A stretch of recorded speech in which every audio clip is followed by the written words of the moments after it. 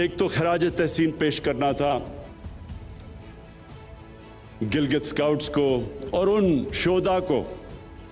جنہوں نے قربانیاں دے کے اس علاقے کو آزاد کروایا۔ میں نے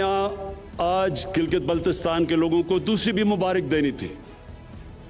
اور وہ یہ کہ جو ہم نے فیصلہ کیا ہے کہ گلگت بلتستان کو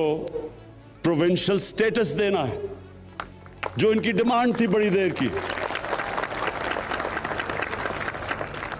اور یہ یو این سیکیورٹی کاؤنسلز کی ریزولوشن کے بیچ میں رکھتے ہوئے ہم نے فیصلہ کیا ہے۔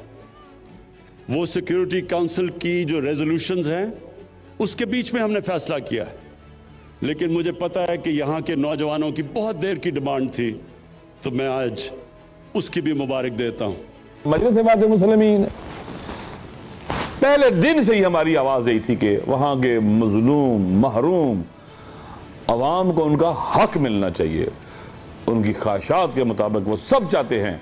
یا اکثریت غالب یہ چاہتی ہے کہ انہیں آئینی حقوق ملے، اور موجودہ حکومت نے یہ فیصلہ کیا ہے کہ جی بی کو صوبہ بنایا جائے گا،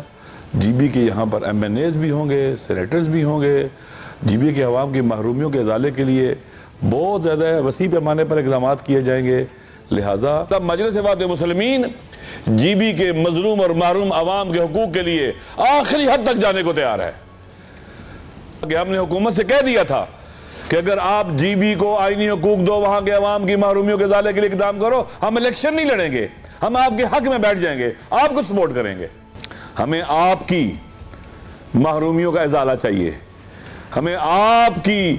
صورتحال کی بہتری چاہیے، آپ کی تعلیم بہتر ہو، آپ کو بہتر سہولتیں ملیں ہیلتھ کی اور صحت کی، روزگار بہتر ہو، آپ کو امپاور کیا جائے، آپ کی سرزمین ہے وہ، آپ وہاں پر حکومت کریں، حکمرانی کریں، آپ فیصلے کریں اپنے۔